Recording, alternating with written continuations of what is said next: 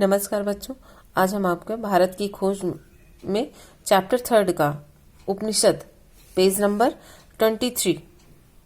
23 पढ़ाने जा रहे हैं। उपनिषद आज का टॉपिक है। चैप्टर 3 का उपनिषद टॉपिक है। उपनिषद शब्द का अर्थ है समीप। समीप अर्थात ब्रह्म विद्या की प्राप्ति के लिए गुरु के पास जाकर बैठना, गुरु के पास जाकर के बैठना। और उप और नी उपसर्ग पूर्वक शद धातु से उपनिषद बना है। किससे बना है? उप और नी उपसर्ग पूर्वक शद धातु से उपनिषद बना है। उपनिषदों का समय ईसा पूर्व 800 के आसपास। ईसा पूर्व का मतलब होता है कि ईसा के जन्म से अर्थात ईसा मसीह के जन्म से पहले का समय। और जैसे अब ये 800 ईस्वी होता है तो उनके बाद का, जन्म के बाद का समय। जन्म के पहले का समय ईसा पूर्व और जन्म के बाद के समय का शब्द ईस्वी हो जाता है। ठीक है। अब उनके पहले का समय ईसा मसीह के जन्म के पहले का समय। उपनिषदों का समय ईसा पूर्व के आसपास से माना जाता है, 800 के आसपास। वे हमें भारतीय आर्यों के चिंतन में, भारतीय आर्यों को और ज्यादा जानने में एक कदम और आगे ले जाते हैं, और यह एक लंबा कदम है। उपनिषदों में जांच पड़ताल की चेतना अर्थात ऐसे ही किसी को धर्म को नहीं मान लेना या अंधे के भांति उसके पीछे नहीं चल लेना, ऐसा नहीं था। उपनिषदों में जांच पड़ताल की चेतना और चीजों के बारे में सत्य खोज का उत्साह दिखाई पड़ता है। यह सही है कि सत्य की यह खोज आधुनिक विज्ञान की वस्तुनिष्ठ पद्धति से नहीं की गई है, फिर भी उनके दृष्टिकोण में वैज्ञानिक पद्धति का तत्व मौजूद है। वे किसी किस्म के हठधर अर्थात हठवाद को अपने रास्ते में नहीं आने देते। उनका जोर अनिवार्य रूप से आत्मबोध पर है, व्यक्ति की आत्मा और परमात्मा संबंधी ज्ञान पर है। पर इन दोनों को मूलतः एक कहा गया है। किसमें कहा गया है? उपनिषद में आत्मा और परमात्मा को एक कहा गया है। बाह्य वस्तु जगत को मिथ्या तो नहीं कहा जा सकता है, पर उसे सापेक्ष रूप से सत्य कहा गया है। आंतरिक सत्य से एक पहलू के अर्थ में, सत्य के एक पहलू के अर्थ में उपनिषदों का सामान्य झुकाव अद्वैतवाद की ओर है, और सारे दृष्टिकोण का इरादा यही मालूम होता है कि उस समय जिन मतभेदों के कारण भयंकर वाद विवाद हो रहे थे, उन्हें किसी तरह कम किया जाए। भयंकर वाद विवाद अर्थात ये हम ऊंच नीच, जाति, ये हमारा धर्म या आपका धर्म, इस तरह के जो भयंकर विवाद हो रहे थे उन्हें किसी तरह कम किया जाए, ऐसी कोशिश की गई उपनिषदों में। यह समंजन का रास्ता है। जादू टोनों में दिलचस्पी व उसी किस्म के लोकोत्तर ज्ञान को सख्ती से निरुत्साहित किया गया अर्थात उसको हटाया गया। निरुत्साहित उसमें कोई दिलचस्पी उपनिषदों में नहीं दिखाई गई, और बिना सच्चे ज्ञान के कर्मकांड और पूजा पाठ को व्यर्थ बताया गया। ये किसमें है? उपनिषद में। उपनिषदों की सबसे प्रमुख विशेषता है सच्चाई पर बल देना। उपनिषदों की मशहूर प्रार्थना में प्रकाश और ज्ञान की ही कामना की गई है। असत के से मुझे सत्य की ओर ले चल, अंधकार से मुझे प्रकाश की ओर ले चल, मृत्यु से मुझे अमृत की ओर ले चल। बार बार हमें एक बेचैन मन झांकता दिखाई पड़ता है, जो निरंतर किसी खोज में, किसी प्रश्न का उत्तर पाने में लगा है। ऐतरेय ब्राह्मण, ये आपका वेद और उपनिषद के समान ही ये ऐतरेय ब्राह्मण भी हैं। ये ग्रंथ है। इस लंबी अनंत अनिवार्य यात्रा के बारे में एक स्तोत्र है। हर श्लोक के अंत इस टेक से होता है, चरई वेति, हे यात्री, इसलिए चलते रहो, चलते रहो। और व्यक्तिवादी दर्शन के लाभ और हानियां। अभी आपका टॉपिक ये आ सकता है कि चरई वेद किसमें है? आपका ऐतरेय ब्राह्मण से लिया गया है। ये सेंटेंस कहाँ से लिया गया है? ऐतरेय ब्राह्मण से लिया गया है। और इसका क्या अर्थ होता है? हे यात्री, चलते रहो, इसलिए चलते रहो, चलते रहो। और उपनिषदों में बराबर इस बात पर जोर दिया गया है कि कारगर रूप से प्रगति करने के लिए जरूरी है कि शरीर स्वस्थ हो, मन स्वस्थ हो और तन मन दोनों अनुशासित रहे।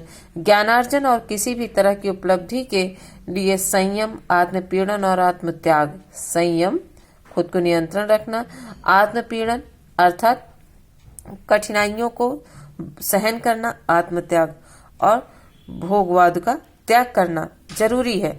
इसी प्रकार की तपस्या का विचार भारतीय चिंतन में सहज रूप से निहित है। गांधी जी के नेतृत्व में जिन जन आंदोलनों ने भारत को हिला दिया, उनके पीछे जो मनोवृत्ति काम करती रही, उसकी सही समझ के लिए इस विचार को समझना जरूरी है। भारतीय आर्य अपने से भिन्न औरों के विश्वासों और जीवन शैलियों के प्रति चरम सहनशीलता के कारण उन झगड़ों को बचाते रहे। कौन से झगड़ों को? जो अक्सर समाज को खंड खंड कर देते हैं, जो अक्सर समाज को टुकड़े टुकड़े में बांट देते हैं। कौन बचाता रहा? भारतीय आर्य। उन्होंने एक तरह का संतुलन बनाए रखा, एक व्यापक ढांचे अर्थात व्यापक ढांचे बहुत बड़ा स्ट्रक्चर जिसे कहते हैं कि व्यापक ढांचे के भीतर रहते हुए भी लोगों को अपनी पसंद की जिंदगी बिताने की काफी छूट देकर उन्होंने एक प्राचीन और अनुभवी जाति का समझदारी का परिचय दिया। उनकी ये उपलब्धियां बहुत अनोखी थीं, लेकिन उनके इसी व्यक्तिवादी का परिणाम ये हुआ कि उन्होंने मनुष्य की सामाजिक पक्ष पर, समाज के प्रति उसके कर्तव्य पर कम ध्यान दिया। हर व्यक्ति के लिए जीवन बटा और बंधा हुआ था। उनके मन में एक समग्र मतलब संपूर्ण समाज की ना कोई कल्पना थी, ना उसके प्रति कोई दायित्व बोध था। इस बात का भी कोई प्रयास नहीं किया गया कि समाज के साथ एकात्मता महसूस कम ध्यान दिया। उनके मन में समग्र अर्थात कोई दायित्व बोध था। इस बात का भी कोई प्रयास नहीं किया गया कि यह समाज के साथ एकात्मा महसूस करे। इस विचार का एकात्म मत, इस विचार का विकास शायद आधुनिक युग में हुआ, किसी प्राचीन समाज में ये नहीं मिलता। इसलिए प्राचीन भारत में इसकी उम्मीद करना गैर मुनासिब होगा। व्यक्तिवाद, अलगाववाद और ऊंच नीच पर आधारित जातिवाद पर भारत में कहीं अधिक बल दिया जाता रहा। बाद में हमारी जनता का दिमाग इस प्रवृत्ति का बंदी बन गया। हमारे पूरे इतिहास में यह एक बहुत बड़ी कमजोरी रही। यहाँ ये कहा जा सकता है कि जाति व्यवस्थाओं में शक्ति के बढ़ने के साथ साथ हमारी बौद्धिक जड़ता बढ़ती गई और जाति की रचनात्मक शक्ति धुंधलाती चली गई, अर्थात वो बट गए। इन सब बुराइयों में ही वो लोग बट गए, जिससे उनकी रचनात्मक शक्ति धुंधलाती चली गई। भौतिकवाद हमारा बहुत बड़ा दुर्भाग्य है। दुर्भाग्य मतलब बुराइयों से युक्त कि हमने यूनान में, भारत में और दूसरे भागों में भी विश्व के प्राचीन साहित्य के एक बहुत बड़े हिस्से को खो दिया। हमने यूनान में, भारत में और दूसरे भागों में बहुत बड़े साहित्य को खो दिया। यह शायद इसलिए हो कि इन ग्रंथों को आरंभ में ताड़पत्रों पर या भोजपत्रों पर लिखा गया था और कागज पर लिखने का चलन अर्थात ये ताड़पत्रों या भोजपत्रों पर था जो जला दिया गया या नष्ट कर दिया गया। कागज पर लिखने का चलन बाद में हुआ। बहुत सी भारतीय प्राचीन पुस्तकें अब तक भारत में नहीं मिली, पर चीनी और तिब्बती भाषा में उनके अनुवाद मिल गए हैं। अर्थात वहां से उनको लिया तो गया, लेकिन बाद में या तो नष्ट कर दिया गया या तो जला दिया गया। चीनी और तिब्बती भाषा में उनके अनुवाद मिल गए हैं। जो पुस्तकें खो गई हैं उनमें भौतिकवाद पर लिखा गया पूरा साहित्य है, जिसकी रचना आरंभिक उपनिषदों के ठीक बाद हुई थी। इस साहित्य का हवाला अब सिर्फ इनकी आलोचनाओं में मिलती है, अर्थात इनके बारे में थोड़ी बहुत भी जानकारी अब इनकी आलोचनाओं में मिलता है, या फिर भौतिकवादी सिद्धांतों के खंडन के विशद मतलब बहुत बड़े प्रयास में मिलता है। फिर भी इस बात में कोई संदेह नहीं है कि भारत में सदियों तक भौतिकवादी दर्शन का प्रचलन रहा और जनता पर उस समय उसका गहरा प्रभाव रहा। राजनीतिक और आर्थिक संगठन पर ईस्वी पूर्व 4वीं शताब्दी में रचित कौटिल्य की प्रसिद्ध रचना अर्थशास्त्र, मोस्ट इम्पोर्टेंट क्वेश्चन कि अर्थशास्त्र किसकी रचना है? कौटिल्य की है। इसका उल्लेख भारत के प्रमुख दार्शनिक सिद्धांतों के रूप में किया गया है।